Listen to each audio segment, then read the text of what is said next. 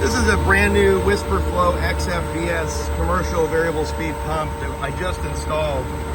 This pump was installed on a big fountain here in Bradenton. This is the pump it replaced. It's replacing a 15 horsepower Spec X pump.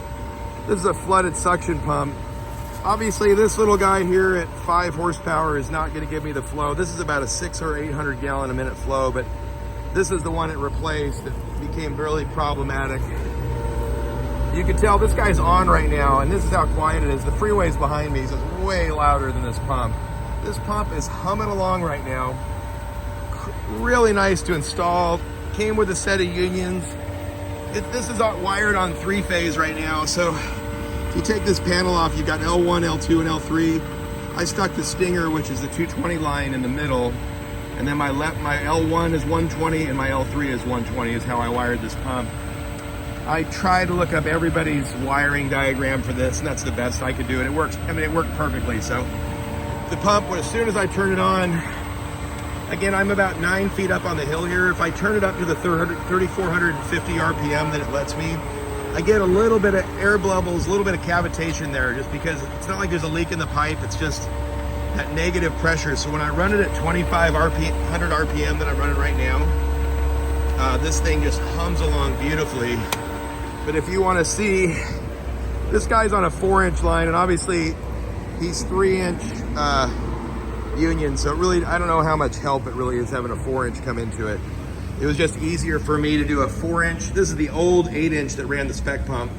8-inch valve, comes down to an 8-inch to 4 reducer, comes down to a 4-inch check valve, comes up there, feeds into my new little spec pump. My new little Pentair pump that's absolutely tiny compared to the pump it replaced. Feeds up into this line. This right here is we're gonna actually add something to this later. Then it goes out here, and this is the flow I'm getting out of this pump. If you can imagine, this is a 25-foot waterfall that commercial pump at 2,500 RPM, it's not even maxed out. You know, it's at about half or maybe 2/3. That's how much flow I'm getting out of that pump. And it is humming along beautifully. It self-primes perfectly. My old spec pump that it's replacing had huge problems self-priming. Would run dry, burn up.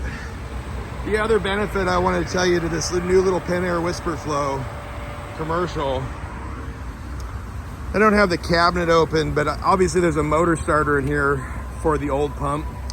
The motor starter is $1,000. It's on 6-gauge wire. This pump that it replaced that's sitting out here, this guy was pulling 40 amps on 3 legs. So 3 legs pulling 40 amps. I replaced it with this whisperflo. This guy is pulling 4 amps on all 3 legs. And it's just hilarious because I've got 6-gauge wire run through the panel on it.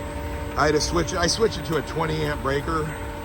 The old breaker was a 70 amp on that spec flow for the 15 horsepower. But so far, I could not be happier with this pump. So quiet, so nice. Obviously, super easy to program. It's got the VFD, the overheat protection, self-priming, everything you want in a small, dependable pump. Just running absolutely perfectly. But I'm kind of sold on these Pentair pumps so far. The bigger pumps, the commercials, just give me so much problems, and I realize this is right at the bottom of commercial when I say that. But so far, this pump, it's right now pumping that much flow on 4 amps per line on 3-phase. So anyway, super happy with it.